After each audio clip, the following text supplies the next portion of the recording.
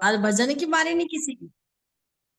बोले श्री प्राणनाथ प्यारे की जय, श्री सतगुरु महाराज की जय, सतगुरु श्री रामचंद्र जी महाराज की जय, तीनों बुरी धाम की जय, सर्व सुंदर साथ की जय। प्रथम लागू दो चरण को धनियेन छुड़ायो किन राख तनी लालिड़िया के ही जीवन इन पाँव तले पड़ी रहूं धनी नजर खोलो बातुन पलन वाल दीर्घ नेत्रे निर्जीव के ही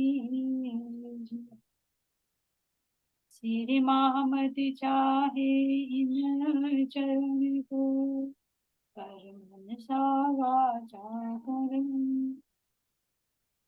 आयो बैठो मेरे सब अंग मेरे जीव के ही जीवन मेरे जीव के ही। बोले श्री प्राणनाथ प्यारे की जय, श्री सतगुरु महाराज की जय, महामती स्वामी श्री लालदास जी महाराज की सर्व सुंदर साथ की प्रणाम। सभी नमस्कार के चरणों में कोटि कोटि करती हूँ।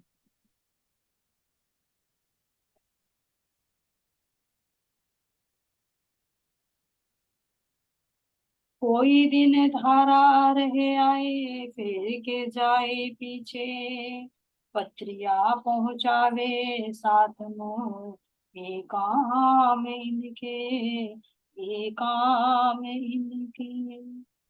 तो स्वामी लालदास जी कह रहे हैं कि जो सुंदर सास श्री जी के साथ चले महामंगलपुरी धाम से, कहाँ पर सुंदर सास जी? पन्ना जी के पद्मावतीपुरी धाम के। तो इनमें से धारा भाई, जो दारा भाई का प्रसंग हमने देखा, जिनको श्री जी ने जाति के कारण जो चर्चा करते थे खंबाले में, तो उनको सुंदर साथ से बाहर निकाल दिया था। फिर उन्होंने उनको शामिल नहीं किया, तो श्री जी ने उनको अपने शरण में ले लिया। तो ये भी यहाँ से श्री जी के साथ में निकल पड़ते हैं। और क्या कह रहे सुंदर साथ जी? इनको क्या काम दिया? पत्र पहुंचाने का कार्य। देखो कितना बड़ा कार्य होता है। हमेशा चलते ही रहना, चलते ही रहना, चलते ही रहना। कोई सवारी नहीं होती थी, जबकि भाई ट्रेन से चल जाएंगे, बस से चले जाएंगे। बैलगाड़ियां होती थी या पैदल यात्रा। तो ये कितनी बड़ी सेवा दी है। जैसे यहाँ पर कहते हैं कि नारद जी का कार्य होता है, भाई सब जगह जाओ और सब देवी देवताओं को सूचित दे। तो ये संदेश वाहक का कार्य किनको दिया? धारा भाई जी, कि तुम धारा हो, बहते रहो बहते रहो और सबको ये सूचना प्रदान करो।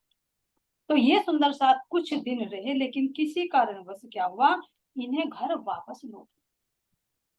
अब ये देखिए, अंदर का तो कोई विकार नहीं हुआ।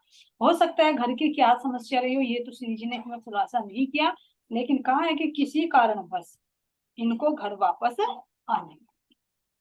लाल बाई संग चली श्याम बाई बोले श्री बाई जी की सेवा मिने काम जो करती है। अब सुंदर साथ जी क्या कह रहे, यहीं से कौन सी चली? लाल बाई। तो लाल बाई कौन है? सुंदर साथ जी अभी वर्णन आया है, लालदास जी की पत्नी लाल बाई, है ना। अब इनकी बेटी है श्याम बाई, ये भी यहीं से पूरे घर बार, तो पहले ही इनका सब कुछ तो मिट चुका। अब ये यहाँ से श्री जी के साथ में निकल पड़ती है। श्री बाई जी की सेवा में ने जो काम करती है। अब इनका मुख्य कार्य क्या था? देखो कितना बड़ा भाग्य इनका। परिवार बनाया राजी महाराज जी ने, यहाँ भी ऐसा परिवार बनाया कि जिस परिवार में कई आत्माएं हों तो कितना प्रेम, बड़े सौभाग्य की बात होती है। सुंदर साथ, इस पर विचार करना। दो नाते की बात जब हो जाए ना, जैसे पीछे आया था ना कि गोवर्धन भाई और श्री महाराज जी कैसी धनी की सतगुरु की बातें करते थे, साथ साथ चर्चा सुनने जाते, साथ साथ घर का काम करके आते, कितना आनंद आता था, क्योंकि बाहर से जो दूसरे परिवार में होगा उसको तो इतना समय नहीं दे पाता, लेकिन घर में तो जब तुम चाहो हर तरह से कर सकते हो, और वैसी भी सेवा कर सकते हो। भाई बाहर से दोगे तो तुम ये सोचोगे परिवार वाले पता नहीं क्यों उसी घर में सारा घर लुटा दिया, वो करते हैं, लेकिन तो दो नाते होंगे उसमें सेवा का ज्यादा मौका मिल जाता है। अब वो हमारे ऊपर डिपेंड करता है उसको निगेटिव में ले या पॉजिटिव में ले, जहाँ दो नातों की बात होती है। तो यहाँ पर लालदास जी को तो श्री जी की सेवा मिल गई, और जो पत्नी और पुत्री है उनको किनके, बाईजूराज महारानी श्यामा जी की सेवा मिल गई। कहाँ के माया में डूबे हुए थे, और धनी ने कितनी बड़ी मेहर की कि जिस माया के चक्कर में तू अपने आप तो फंसा हुआ, और तूने इन्हों को भी सेवा से वंचित कर रखा, अपनी पत्नी और पुत्री को भी। तो धनी ने कहा एक चुटके बजाते डुबो दो सारे जहाज। कितना देर लगती है जब फरिश्तों को जोड़ देते हुए, हुक्म दिया तुरंत सारे जहाज वहीं के वहीं डूब गए, और रहा साध जाल के रूप में वहां खड़ा कर दिया लेन देन वालों को। तो कितनी बड़ी सेवा से वंचित हो रहे थे। तो अब इसे धनी की मेहर कहे या कहर कहे, ये फिर करके, तो अगर लौकिक दृष्टि से देखेंगे तो जहर कहेंगे लोग, लेकिन अगर आत्मा की दृष्टि से देखे तो मेहर है, क्योंकि वो तो छूटना ही था ना, एक नहीं छूटता तो जरूर, लेकिन धनी से जो यह आनंद मिल रहा था जागने का, ये छूट जाता, ये पुनः नहीं मिलने वाला। तो जो अगर बाहर की माया के लिए धनी को छोड़ते हैं तो बाहर की तो छूटती छूटती है, लेकिन अंदर की भी जाती है। और जो अंदर की लेता है तो बाहर की छूटी तो छूटी, लेकिन अंदर का तो मिल गया है ना। और हालांकि बाहर से भी छूटती नहीं, क्या भूखी मरेगी? नहीं, जब धनी रखवा ली है तो सारी मेहर करेगी। दो मेहर देकर के, दोनों मेहर देखे, दुख रूपी इंजनी में बैठ के दुख ना काहू देख। बात बड़ी है मेहर की, जो दुख भी सुख। अपने बिजनेस में हो सकता था लेन देन में कितनी उथल पुथल रहती हो, लेकिन यहाँ कैसे बिंदास हो गए, धाम धनी के चरणों में समर्पित। तो यहाँ स्वामी लालदास जी कह रहे हैं, खुद अपनी बात बता रहे हैं कि मेरी पत्नी जो लालबाई है और पुत्री श्यामबाई, मैं श्यामा जी की सेवा में। लालदास संग चले खाली लेकर हाथ, निभे आखर लो चले श्री राज के साथ। अब लालदास जी स्वयं अपनी बात बता रहे हैं। देखो यहाँ पर लिखते हुए भी अगर कोई हमारे बारे में पूछे या अपनी बात हमें लिखनी पड़े तो अपनी कमी नहीं बताता। कौन नहीं बताता? ये जीव, जब इसके अंदर अपनी मैं होती है। अगर खाली भी होगा ना तो तब भी ये बताएगा अरे मेरे पास तो बहुत कुछ है। लेकिन यहाँ पर लालदास जी ने तुरंत क्लियर कह दिया, लालदास चला लेकर खाली हाथ, मेरे पास कुछ नहीं है, ना बाहर का ना अंदर। जैसे गोवर्धन भट्ट तो धन की सेवा कर रहे हैं, लेकर चल रहे हैं कुछ साथ में, पोटली उनकी गले में लटकी रहती है, जिसको जहां देना होता है श्री जी हुक्म दे देते हैं कि दो यहाँ पर, क्योंकि सारा खर्चे का वहन कर रहे हैं। लेकिन लालदास जी कह रहे मैं इतना बड़ा सेठ था, जो लोग मेरे से डरते थे, और आज मैं धनी की सेवा में चला हूं तो बिल्कुल खाली हाथ हूं। तो ये देखिए सुंदर सा, जिस माया के लिए धनी को छोड़ रहे थे, कहाँ है वो माया? ऐसे ही सब कुछ ये जल में ही मग्न हो जाएगा सुंदर सा। जो हमारे जहाज चल रहे हैं ना, चाहे तन रूपी जहाज हो, चाहे बिजनेस रूपी जहाज हो, चाहे पुत्र रूपी जहाज हो, चाहे पति रूपी जहाज हो, सब एक दिन डूब जाए। लेकिन हमारा फर्ज ये बनता है कि हम इसमें रहते रहते अपने धनी को ना छोड़े। अगर धनी को छोड़, बिल्कुल क्लियर इसमें नहीं दे सकते, अगर इस माया के लिए धनी को छोड़ा तो माया भी तुम्हारा साथ नहीं। और धनी की सेवा में लगे रहेंगे तो कैसे सुंदर साथ अपने परिवारों को लेकर चलेंगे। अभी आगे आएगा झांझन भाई या राजा राम भाई, कैसे उसमें उनका बिजनेस भी चलता रहेगा और सेवा भी करेंगे घर पर ही रहकर।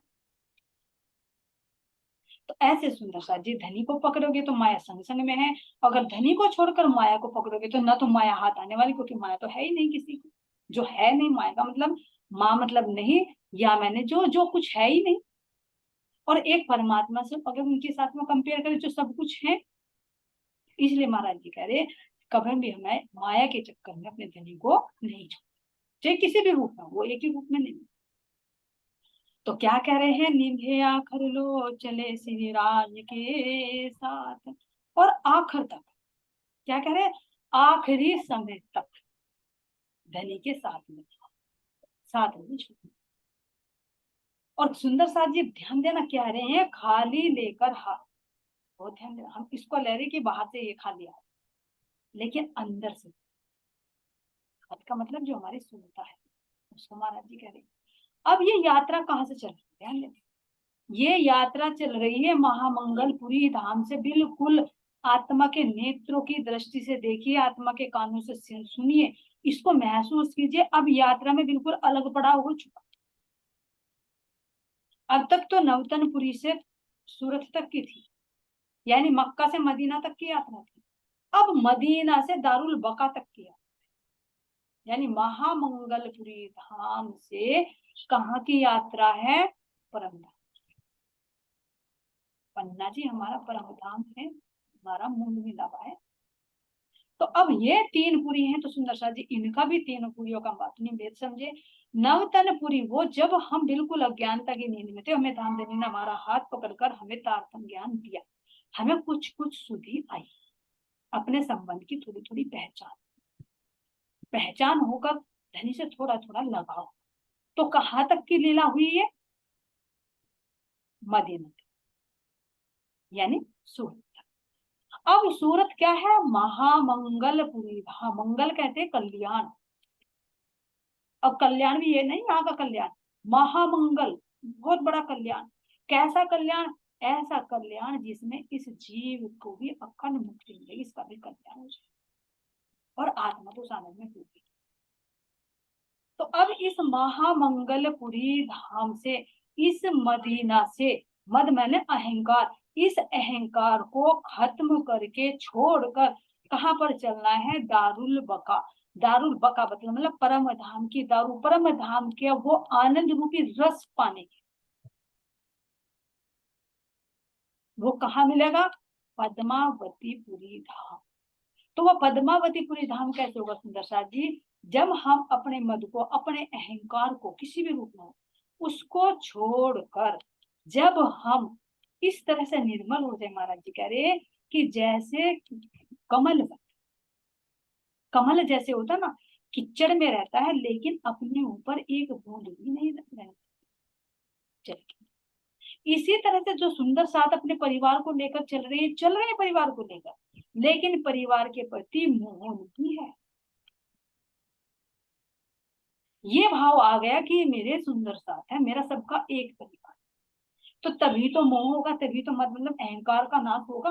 अहंकार ही सबके मूल है, चाहे लोभ हो, मोह हो, क्रोध हो, ईर्ष्या हो, द्वेष हो, सबके मूल में ये मोह है, सबसे बड़ा है। तो इसी को ही विनाश करके, इसी को ही ले करके कहाँ पर चलेंगे, हज पर। हजरते हज करी लेने को मक्का, यानी अब इस आत्मा ने, ये आत्मा तीर्थ यात्रा कर रही है। कहाँ की यात्रा कर रही है, इस मक्का को फतेह करने की, यानी जो मेरे अंदर अज्ञानता थी, इस अज्ञानता को नाश करके कहाँ पर, परम धाम की तरफ, पद्मावतीपुरी धाम की तरफ, परम धाम की तरफ को ये हज कर रही है। ये है बातूनी हज। जाहिरा में तो तुम कितनी बार पन्ना जी चले जाओ, कितनी बार सूरत में चले जाओ, कितनी बार नवतनपुरी में चले जाओ, लेकिन जब तक अगर अंदर की यात्रा नहीं होगी तो ये यात्रा भी अधूरी। तो इसीलिए महाराज जी कह रहे हैं कि अब इंद्रावती के साथ में, क्योंकि अलग गादी हो गई है, वो गादी बाहर बाहर की रह गई। जो हमारी गादी थी ना, अहंकार की, अभिमान की, ईर्ष्या द्वेष की, मेरे अंदर धन की, मेरे परिवार की, मेरे रूप की, जितनी भी मेरे अंदर अज्ञानता थी, उस अज्ञानता की गादी तो रह गई यहाँ पर, उस पर तो कर दी फतेह, उसको तो जीत लिया किसने, आत्मा। तो यहाँ पर पहुंच गई है मदीना में, यानी इस मद का, अहंकार का नाश कर दिया, और नाश करके कहाँ पर चल रही है अब, पद्मावतीपुरी धाम। तो ये है हज, ये है बातूनी हज। तो अब यहाँ से तो खाली हाथ चलना ही पड़ेगा। सूरता ने जो इस जीव की मैं को धारण कर रखा था, और जीव ने इन गुण इंद्रियों को धारण कर रखा था, गुण इंद्रियों ने इतने रिश्ते नाते जोड़कर इतने विकार धारण कर रखे थे, तो वो जो अहंकार की गठरी है, उस गठरी को तो उतारना पड़ेगा, तभी तो खाली होंगे। तो खाली होकर फिर दूसरी मैं, कौन सी मैं खड़ी होती, जो सिंधी हमने लगाए थे सुंदर साथ, उसमें दिखाया था दो मैं, एक जीव की मैं, एक आत्मा की। तो अब यहाँ आत्मा की मैं भी नहीं चलेगी, ये हो जाएगी पूर्ण समर्पण। पूर्ण समर्पण जब ये हो जाएगा कि दान जो भी तू कर रहा है बस वो ही, मैं भी तू ही हूँ, मैं कुछ हूँ ही नहीं। क्यों? अरे कहने में नहीं सुंदर साथ जी, वास्तविकता में देखिए, इसको वास्तविकता में देखे, अनुभव कर। कैसे? मान लीजिए मैंने कोई सौपन देखा, हम मूल मिलान बैठे हुए सौपन देख, ठीक है, ये सौपन चल, अब इस सौपन में हम तो अपने मूल में बैठे धनी के चरण में भी, लेकिन हमारी सूरता यहाँ पर है। और वो सूरता भी कैसी है? राज्य महाराज जी की इच्छा से बनी हुई है, जिसको मेरा रूप मेरा नाम देकर जैसे स्केच बना देना मेरा, ऐसे ऐसे बना दिया। और वो कार्य कैसे कर रही है? राज्य के दिल की इच्छा से। लेकिन उससे मेरी परात्म का दिल जोड़ दिया, तो मुझे लग गया कि मैं हूं। अब इस सूरता ने किसको धारण कर लिया? जीव पर बैठ के।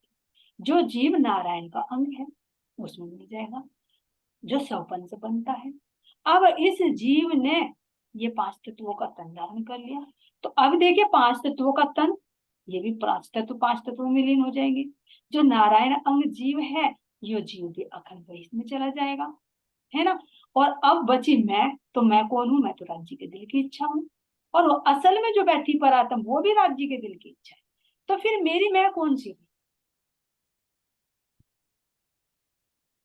तो इसलिए महाराज जी कह रहे हैं दोनों मैं कमा, यहाँ तक के कह रहे, बहुत महत्व की बात है ये, कि मारिया कैया काढ़िया कैया और कैया हो चुकी।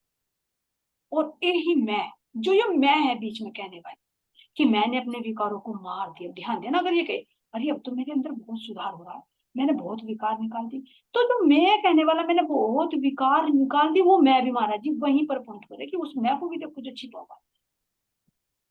मारिया कैया काढ़िया कैया कि मैंने अपने सारे विकार निकाल दिए, और कैया हो जुदा, अरे अब तो मैं घर से परिवार सब बहुत अलग हो गई, अब मेरी इच्छा नहीं करती किसी में। तो वो मैं कहने वाली भी खड़ी है, उसको कहने वाली उसको भी देख, कभी एक लुल्लू और छिपा हुआ, कहना गुरु जी का, लुल्लू के अंदर लुल्लू, लुल्लू के अंदर लुल्लू घुसे पड़े। तो महाराज जी कह रहे कि देखो तारतम्य ज्ञान के प्रकाश से, यहाँ के प्रकाश से नहीं नजर आएंगे, तो उन उस मैं को भी देखो। और वो मैं जो आत्मा की खड़ी होती, तो उस मैं को भी देखो, वो तो धाम देने के दिल की इच्छा जिसको मैं दे रही हूँ, जिसको इन सुंदर बहन ने कहा था कि मुझे एक ऐसा पुत्र जो जो दो जो धर्म का वहन कर सके, जागनी होगी। तो वो मैं खड़ी हो गई ना। अरे वो जो मैं हूँ, तू भी मैं हूँ, तो फिर मैं कौन सी खड़ी हो गई?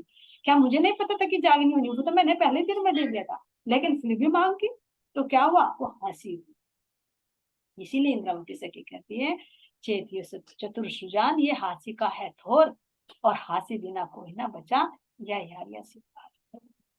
कुछ ना कुछ कारण जरूर बना रहना हंसी के। तो अब यहाँ पर देख रहे सर जी कि यहाँ पर हमें कैसे खा लिया, दोनों मैं को खत्म करके ले करके बस धनी की इच्छा पर निर्भर होंगे, तो तभी हमारी ये यात्रा सफल होगी, तभी हम उस मूल में पहुंचेंगे। कौन सा मूल है सुंदर साहब? कह रहे हैं पन्ना धाम, लेकिन पन्ना धाम भी ये देखो, पन्ना धाम तो पहले नहीं बना था। अगर हम मंदिर की बात करें, उनके यहाँ पर जो उस तलहटी में जो इंद्रावती जी साक्षात रूप से विराजमान है, उनके हृदय को परम धाम का, तो उस हृदय में यानी धामधनी के दिल में ऐसे ही प्रवेश किया जाएगा, यहाँ के विकारों को लेकर, यहाँ की इच्छाओं को लेकर। अगर हम यहाँ पर भी जाते हैं, लौकिक में भी सांसारिक इच्छाओं को लेकर जाए, तो दरवाजा खोलेंगे धनी? वो यही तो शिक्षा दी थी कि छत्रसाल जी के पीछे पीछे जो बुढ़िया माई चली गई कि मेरी बेटी की शादी नहीं होती, धनी ने क्या कहा? दरवाजा बंद। ये परम धाम है, इस परम धाम में आकर भी तुम संसार की मांग करोगे तो तुम्हारे लिए दरवाजा बंद। हाँ, तुम्हें शाकुंतल की तरह आकर परम धाम के रहस्य जानने हैं तो तुम्हारा स्वागत है। छत्रसाल जी के लिए द्वार खुला रहा, लेकिन सांसारिक इच्छाओं के लिए द्वार बंद। इस प्रसंग से सुंदर साध्य में लेना चाहिए कि हमें कोई भी लौकिक इच्छा लेकर धाम में नहीं जाना चाहिए, नहीं तो ये भी हंसी का कारण है कि परम धाम में जाकर नहीं, ये परम धाम हमारे जागने का मूल मिला हुआ है। तो ये करो कि हम यहाँ पन्ना जी में नहीं, हम परम धाम में बैठे हुए, परम धाम में बैठकर धनी को कह रहे हैं, ये धनी मेरे एक पुत्र तो हो जा, मेरा एक पोता तो हो जा, मेरे बेटे की नौकरी तो लग जाए, तो धनी हंसेंगे, तू नर्तनपुरी में मांग लेती ठीक है, तू मंगलपुरी में मांग लेती ठीक है, तो परमधाम में आके मांग रही मेरे से। तो ये यहाँ पर परमधाम की लीला और सुंदर सा। तो यहाँ के बोझ को, यहाँ के विकारों को होकर, खाली हाथ होकर, पूर्ण श्रद्धा पूर्ण समर्पण जब हम करके चलेंगे तो ये हमारी हज शुरू होगी। अब धनी बता रहे हैं कि जो तुम विरह करते हो ना, रे कितना सुनहरा मौका था, सुंदर साथ चलते थे, एक साथ खाते थे पीते थे, तो महाराज जी कह रहे उसके लिए पात्रता भी तो चाहिए, चलोगे तुम अब? ऐसा नहीं है कि उनको मैंने सुख दे दिया मैं पिछले वालों को छोड़ दूंगा, मेरे लिए बराबर है, बराबर है मेरे लिए, लेकिन तुम्हें चलना तो पड़ेगा। करो यात्रा, चलो जागनी यात्रा पर, हो जाओ हल्के लालदास जी की तरह, हल्के खाली हाथ होकर चले। यहाँ के विकार, यहाँ की इच्छाएं लेकर तो नहीं जा सकते। और वैसे कह रहे महाराज जी कर लो हज, कितनी बार साल में 2-2 बार चक्कर लगाओ, क्या हो कुछ। तो अब ये ध्यान रखना सुंदर साथ जी, महाराज जी यहाँ पर हमारे जो सारे चीथड़े उतारेंगे, ये ध्यान रख लेना। इसमें बोरा मानने वाली बात नहीं, लेकिन धाम धनी ना हम सबको, क्योंकि हम सब वो पहले कराया ना, करा के तब दिखा रहे। धनी बड़े बड़े होशियार हैं, पहले कराएंगे फिर दिखाएंगे। तो अब ये ध्यान देना कि अब हमारी ये असली यात्रा, पहली यात्रा तो कर ली, लौकिक तो करा दी धनी, अब बातूनी यात्रा करा रहे कि पद्मावतीपुरी धाम से अब तुमने चरण उठा लिए हैं और दारुल बका में पहुंचना है, तो एक एक पग सोच समझ कर, ये हज है, ये यात्रा है। अगर वास्तव में हम एक एक शब्द को लेकर चले ना सुंदर शाह जी, तो जब पन्ना जी की सेवा में चलेंगे ना, तो वास्तव में उस रस का अनुभव होगा, दामदरी दूर नहीं। एक विचार आए, देखो ये कहते हैं कि बई तक की वैल्यू क्या है, इसको हर बार पढ़ तो लिया, लेकिन अंदर से ये आवाज आई है, अरे पढ़ तो लिया लेकिन जिया तो नहीं ना, पढ़ ली लेकिन अमल में नहीं। अब धनी को प्रकट करना है तो कैसे करना है, ध्यान देना। जब हम ब्रज रास मंडल में गए, रास खेलते खेलते अंतर ध्यान हो गए, तो हमने कौन सी लीला दोहराई?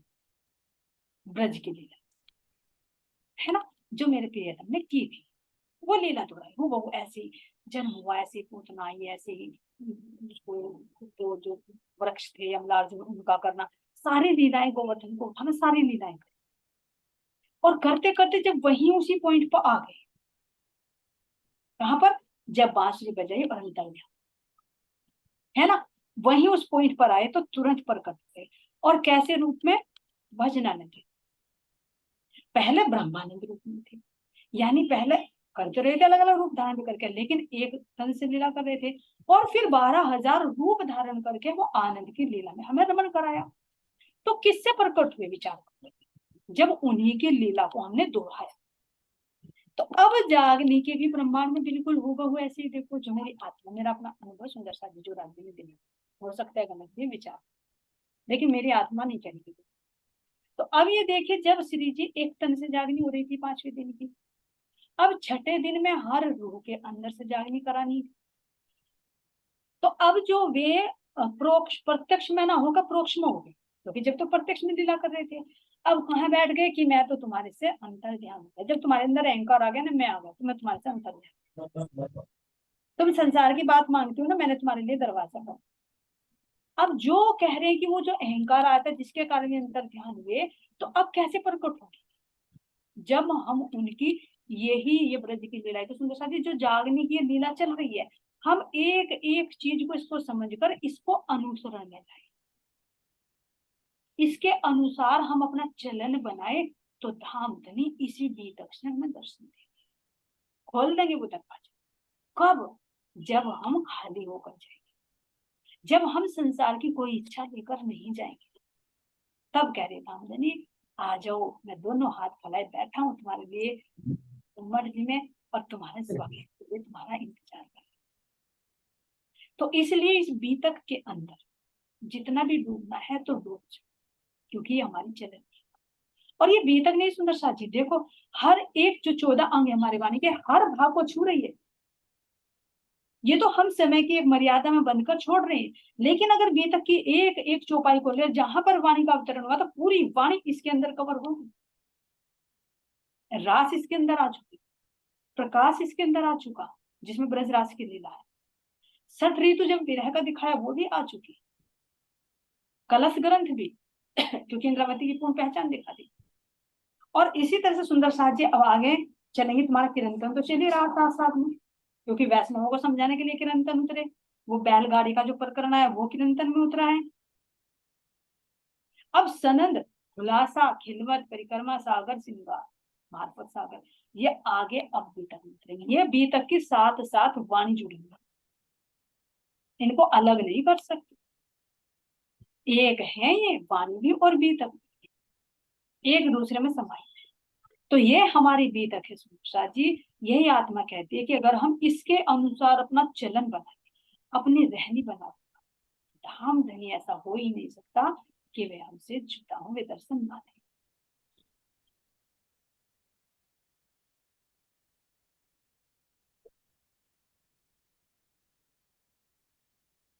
अब क्या कह रहे सुंदर साथ जी, तो जैसे हमारी जमुना बाई जी चली हैं, है ना, लाल बाई चली हैं, श्याम बाई चले हैं, लाल दास जी चले हैं खाली हाथ होकर, इसी तरह से हमें भी चलना है। अब आगे क्या कह रहे साथ जी, सुखदेव सूरत से ले चले संग मानिक, अपना आपा डारिया पहुंचे मेरे से गुजरक।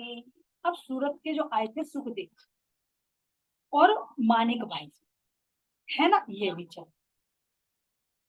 सूरत, ना, सूरत अपने संभाल, यानी यहाँ से सूरत से अपने सूरत को संभाल लो, कान खड़े कर लो। सूरत का जो प्रसंग आया, यहाँ से हमारा रूट बदल गया बिल्कुल। सूरत को संभाल लो, सूरत से हम परम धाम की तरफ को चले, यानी अपनी सूरता को लेकर परम धाम की तरफ चलना है। तो सूरत से कौन चले? सुखदेव, जो आत्मा है अंदर, जो उस आनंद की प्यासी है। मानिक बाई, जो मानिक राज्य के आनंद रस में डूबी हुई है। तो ये कहां से? सूरत से चल रहे हैं और अपना अहम धनी के चरणों में निक्षेप करते। मेन पॉइंट देखिए, अपना अहम, क्योंकि अहंकार को लेकर अपने दोनों हाथों को भरकर, जितना देखो यहाँ पर भी कहीं पर चढ़ाई करनी होती है तो कितना वजन कम करना पड़ता है, और चढ़ाई में अगर नॉर्मल पर भी चले फिर वही प्रसंग आएगा। हम पन्ना जी में गए याद है ना, कितना ये रहा था, कम से कम सामान, ज्यादा सामान नहीं, कम से कम। क्यों? कौन ढोएगा उसको? क्योंकि सफर में क्या होगी? परेशानी। तो ऐसे ही तो सुंदर साथ जी हमारी आत्मा का भी सफर चल गया ना सूरत से। तो ज्यादा वजन नहीं लेना, जितना भी हल्का हो सके, इतने हल्के होके चलेंगे तो बहुत सुविधा रहेगी। और जो ज्यादा बोझ में रहेगा, ज्यादा वजन ले लेगा, तो उसको तो, क्योंकि उबड़ खाबड़ रास्ता आएगा, ध्यान देना, सीधा नहीं आएगा कि तुम फ्लाइट में बैठोगे, रिक्शा में बैठोगे, उबड़ खाबड़ ही आएगा। कहीं को चढ़ना पड़ेगा, कहीं को उतरना पड़ेगा, कहीं को ट्रेन का रास्ता आएगा, तुम बड़बड़ाओगे भी, सब कुछ करोगे। लेकिन महाराज जी कह रहे हैं कि अगर तुम्हारे सामान हल्का है तो तुम आराम से चलोगे, और अगर दूसरा भारी है ले रहे तो तुम दूसरों को भी लटकाओगे, आ जा भाई मेरा सामान उठवाइए। तुम खुद तो लुटकोगे, दूसरों को भी लुटकाओगे, सारा जत्था वहीं रुक जाएगा। तो इसलिए महाराज जी कह रहे हैं कि जब चलना है तो अपने सामान बहुत हल्का, बहुत हल्के होकर, यह माया को ज्यादा बोझल ना बना। ज्यादा बोझल बनाएंगे तो अपने आप भी परेशान और दूसरों को भी हम परेशान, क्योंकि जब अंदर अहंकार होगा तो जरूर वो नाग की तरफ फुंकार दूसरे पर भी लगेगी। सुंदर साथ जी ध्यान देना, जिस हृदय में प्रेम होता है उस प्रेम की खुशबू को भी तुम महसूस कर सकते हो, और जिस हृदय में अहंकार होता है, घमंड होता है, उसकी बदबू भी तुम्हें प्रभावित करती है। अपने आप नहीं पता होता, विशेष बात है, ना प्रेम का पता होता ना अहंकार का पता, क्योंकि हम उस बदबू में रचे बचे। देखना, तुम 2-3 दिन अपने बत्ती लगाओ घर में, तो मंदिर में तो तुम्हें उसमें रह जाओगे तो तुम्हें खुशबू नहीं आएगी, लेकिन कोई बाहर से आएगा तो तुरंत कहेगा बहुत सुंदर महक आ रहा है। तो तुम बाहर से आओगे ना बदबू में से, जब पता चलेगा तुम्हें सुगंधी। इसी तरह से खुशबू के अंदर चाहे रहे, बदबू के अंदर वृक्ष बच जाते हैं तो उसका आवाज खत्म हो जाता। तो ऐसे सुंदर साथ जी हमें नहीं पता होता, लेकिन सामने वाले को वो नजर। तो यहाँ पर कह रहे सुंदर साथ जी कि इन बोझों को हमें यहीं पर रखकर चल, तो अब कैसे चलना है? प्रेम जियते प्रेम सो मार्ग में मिले धाए, हाजिर रहे हजूर में सेवा करी चित लाए। तो जब हम अपनी सूरता को सुखदेव की तरह, मानिक भाई की तरह बनाकर चलेंगे, हल्का होकर, अपने अहम को खत्म करके, तो रास्ते में क्यों नहीं प्रेम जी मिलेंगे। और प्रेम जी जब अंदर, जब प्रेम आ जाएगा, तो क्या कह रहे हैं कि हमेशा हम शुद्ध हृदय से धनी की सेवा करें, फिर धनी की सेवा में समर्पित हो जाएंगे हृदय में प्रेम। क्यों? क्योंकि बोझ हल्का हो जाए। और नहीं तो अगर हमारे अंदर अहंकार है सुंदर साथ जी, तो हम आश्रम में जाकर अगर झाड़ू भी लगानी पड़ गई ना, सोचेंगे अरे मैं तो अपने घर की इतनी बड़ी हूँ, मेरे घर में तो नौकर झाड़ू लगाते, मैं क्यों यहाँ लगाऊं, मैं क्यों लोगों के दरे झाड़ू, है ना। तो वो अहंकार सेवा से वंचित कर देते हैं। लेकिन जहां हृदय में प्रेम होगा, वहां पर सेवा में तुम किसी भी सेवा को छोटी बड़ी नहीं समझो। तो यहाँ पर सुंदर शाह जी इस तरह से कह रहे महाराज जी, सूरत से ती चल के आए पहुंचे गुजरात, रहा खुदाई के वास्ते लड़े मीतन को जुल्मात। अब यहाँ से 500 सुंदर शाह जी श्री जी के साथ अहमदाबाद आए, यानी गुजरात में, और अज्ञानता के अहंकार को नष्ट करने और प्रियतम के प्रेम में डूबने के लिए ब्रह्म मुनियों ने माया से युद्ध किया। तो ये हमारा युद्ध है, जो माया से युद्ध हो, क्योंकि चलते चलते जब आत्म प्रेम की तरफ को चलेगी तो माया भी आएगी। तो उस माया को हमें काटना है हथियार, सील, संतोष, धैर्य, विश्वास, इनसे हमें माया के जो 13 हथियार है उनको काटना। तो ये युद्ध शुरू हो गया सुंदर साथी। अब ध्यान देना, अब युद्ध चल रहा है। अब युद्ध में अगर कोई चीखता है, चिल्लाता है, या माया का साथ देता है, तो देख लेना, अगर हमने माया को कहीं पे दिया, उसको उसकी पार्टी में गए, तो उसकी जीत है। अगर हम श्री जी की पार्टी में रहे, तो क्या होगा? जीत, प्रेम में। और अगर हमने बिहारी जी का साथ दिया, तो वापस नवतनपुरी पहुंच जाएंगे, जाओ भाई बिहारी जी के साथ। क्यों? क्योंकि विकार को अगर हम उससे ना निकाल कर उसका बढ़ावा दे, तो हम दज्जाल। तो युद्ध में अपनों का साथ दिया जाता है, दुश्मन का साथ दिया जाता है, अपनों का। लेकिन हम ऐसे मूर्ख होते हैं कि हम अपनों को छोड़कर शत्रुओं का साथ देना है। तो ये हंसी हो रही सुंदर साथ दी, तो महाराज जी चेता रहे कि चेतो, तुम किसका साथ देते हो? जब युद्ध शुरू होता है, तो तुम्हें परमात्मा की तरफ खड़ा होना चाहिए या माया की तरफ? तुम परमात्मा का साथ छोड़ गए, यानी अंदर जो जागृति ज्ञान है वो आत्मा के अंदर आ रहा है, तो उस दृष्टि को छोड़कर जीव के अंदर जो बात चुभती है, वहां जाकर खड़े हो जाओ, मुझे ऐसा क्यों कह दिया, वो तो मेरे पे ही पहुंच गया है, अपने आप को नहीं देखते, हमें कहते। ये महाराज जी हम सब, ये हम सबके जीव की, हमारे सबके जीव के अहंकार की कहानी है सुंदर साहब। ये हमारे अंदर ही बिहारी जी, हमारे अंदर ही सामने है, हमें किसकी तरफ कुछ। तो ये युद्ध चल रहा है इस यात्रा में सुंदर साथ जी चौकन्ने की, महामंगलपुरी धाम से अब ये यात्रा शुरू हो चुकी है दारुल बकर। अब कौन वापस लौटता है, कौन युद्ध में हारता है, कौन जीतता है, वो तो धाम नहीं बताएंगे कहाँ तक आगे क्या चलता है ना। इससे आगे का सुंदर साथ जी कर लेंगे। गुजरात के बीच में 4 दिन रहे ये, तहां से थी कूच करके सिद्धपुर पहुंचे थे। अब कहाँ पहुंचेंगे? सिद्धपुर। प्रेम में डूब जाएंगे तो सिद्धि, कहते ना सिद्धि, सिद्धि प्राप्त। तो सिद्धपुर में हम, बोले सीतानाथ प्यारे की जय, श्री सदगुरु महाराज की जय। चलिए सुरक्षा जी, एक भाव आ रहा है भजन का, वो देते हैं, अगर गले में साथ दिया तो।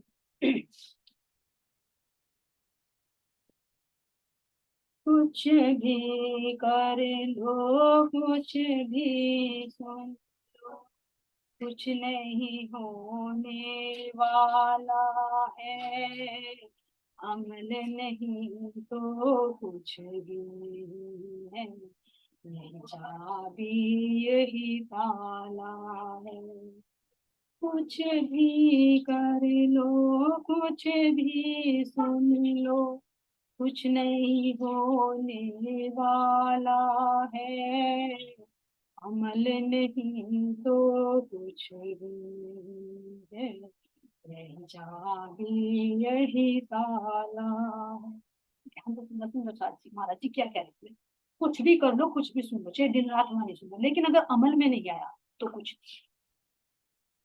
ये तो बात हकीकत है, कोई माने या कोई ना माने, बिना तारतम भेद खुले ना, फिर कोई ऐसे क्या जाने।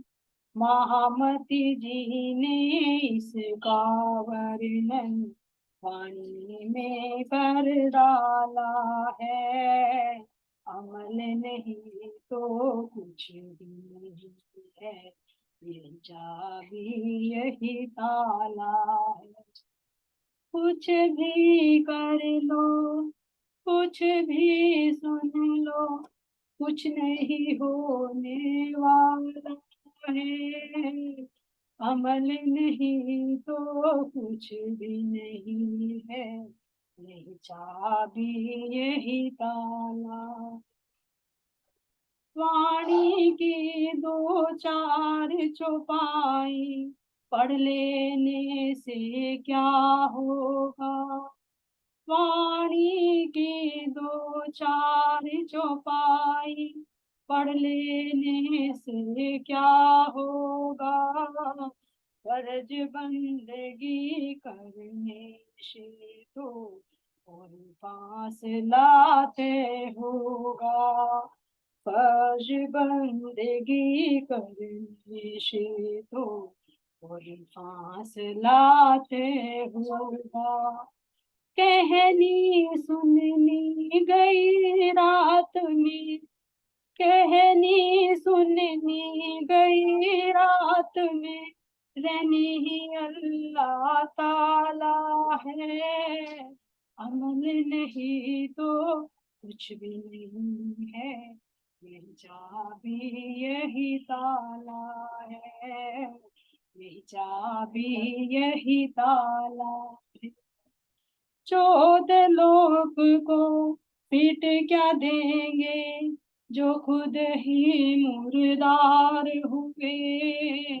अपना आप संभाल सके ना, दाम के दावेदार हुए। रहनी तो मोमिन ही करेगी, रास्ता देखा भाला है। अमल नहीं तो कुछ भी नहीं है, ये चाबी यही ताला है, यही चाबी यही ताला है। बोले श्री प्राणनाथ प्यारे की जय। श्री सतगुरु महाराज की।